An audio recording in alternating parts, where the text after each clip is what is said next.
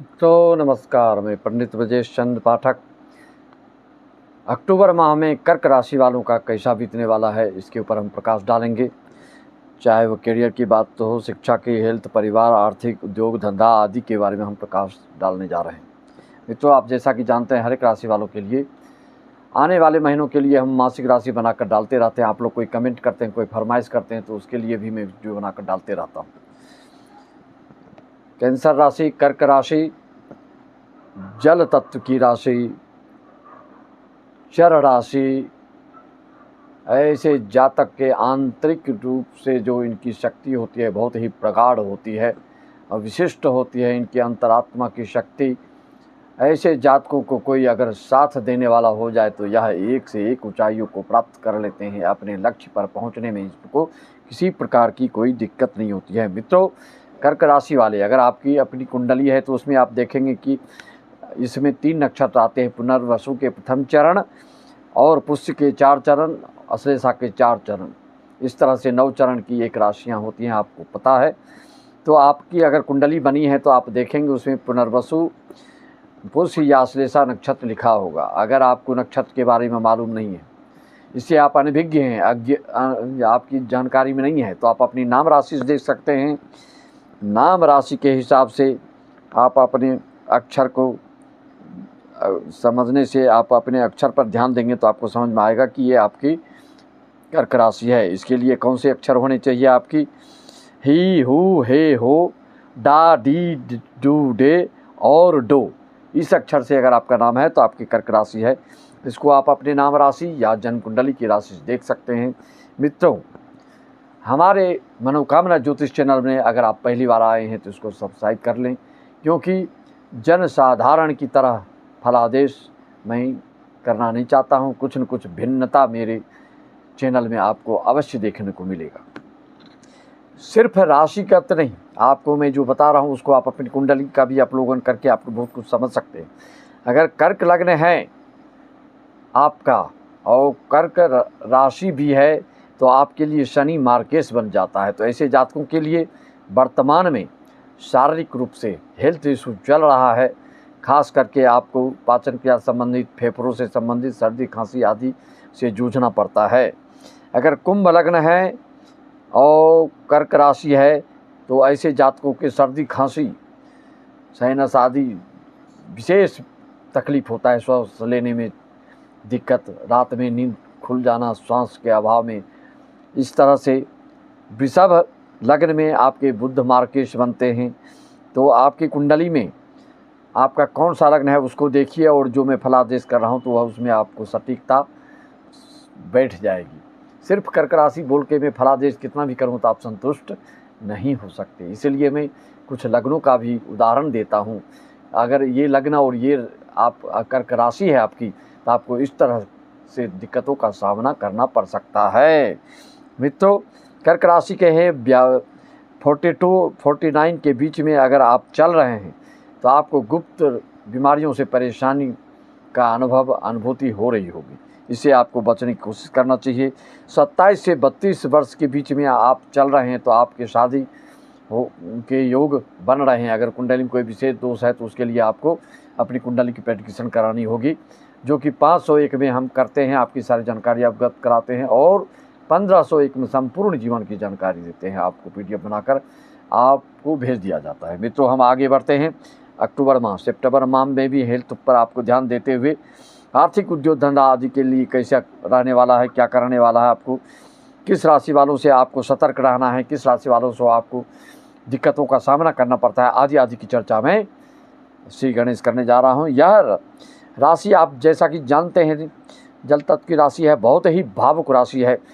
सभी राशियों में ये राशि बहुत भावुक होते हैं और परिवार के प्रति समर्पित होते हैं, अपने परिवार को लेकर चलने वाले होते हैं।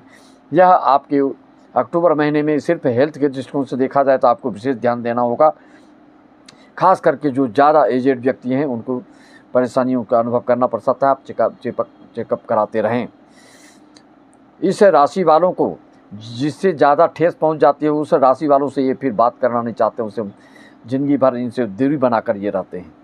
अक्टूबर में आपको आर्थिक उन्नति तो होगी, लेकिन हेल्थ पर ध्यान देते हुए आपको आगे बढ़ने के लिए आपकी ग्रह गोचर कह रहे हैं।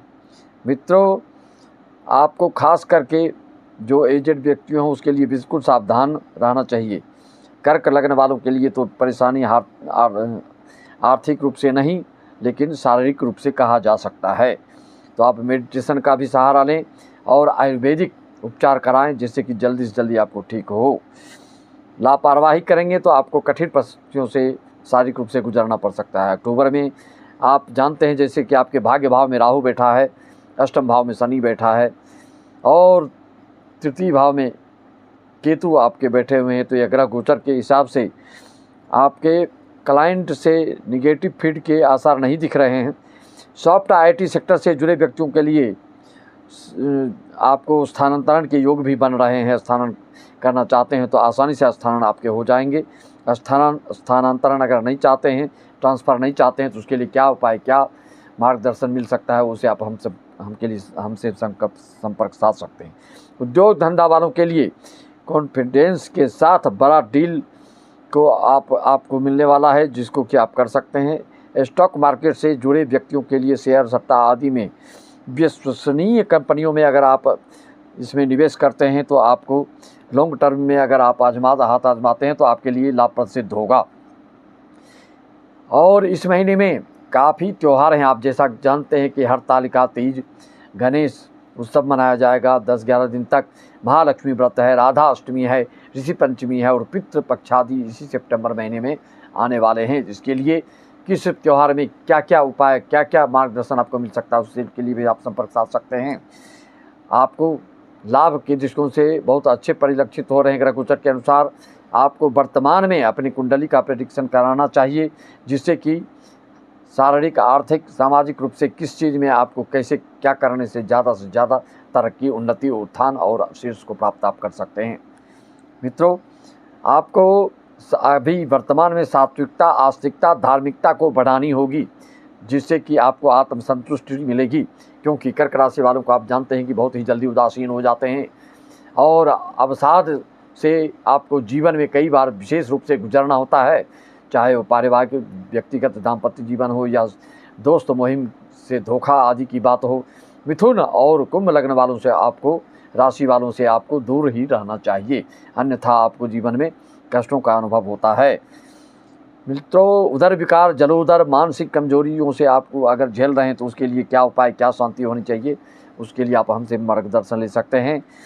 और भी किसी प्रकार की जानकारी, क्योंकि कर्क राशि वालों पर अभी ढैया चल रहा है तो शनि की शांति के उपाय आपको अवश्य करना चाहिए। किसी प्रकार की अगर आपको दिक्कत हो रहा है, चाहे वो शारीरिक हो, सामाजिक हो, आर्थिक हो या इंपोर्ट एक्सपोर्ट से संबंधित चीज़ों में किसी न किसी प्रकार की शनि जब ढैया चलती है तो किसी लोगों को किसी न किसी दृष्टिकोण से हानि का एहसास अवश्य कराते हैं। जैसा कि आप जानते हैं कुंभ, मकर, मीन पर अभी 7.5 चल रहा है और किसके लिए कौन सा 7.5 किसको ज़्यादा परेशान करता है, किसको कम करता है, ढैया किसको ज़्यादा परेशान करता है, किसको कम करता है, कंटक योग क्या होता है, आदि आदि की जानकारियाँ आप अपनी कुंडली के माध्यम से अपने भविष्य के बारे में जानकारी चाहते हैं तो आप हमसे संपर्क साधें। ऑनलाइन पूजा के लिए भी आप संपर्क साध सकते हैं हमसे। वीडियो कॉलिंग करके आप संकल्प कराते हैं हम और उसके बाद अच्छे विद्वान, चरित्रवान, आचरणवान, निर्व्यसनी पंडितों के द्वारा आपका कार्यक्रम करा जाता है, वीडियो आपके तक पहुंचा दिया जाता है। बड़े कार्यक्रम के लिए, भागवत रामायण आदि के लिए, संगीतमय कार्यक्रम के लिए आप संपर्क हमसे साध सकते हैं और उसके लिए 3 से 6 महीना पहले बुकिंग आपको करना होता है। सभी को राम राम, जय श्री राम, ओम नमः शिवाय, हरि ओम तत्सत, जय श्री राम।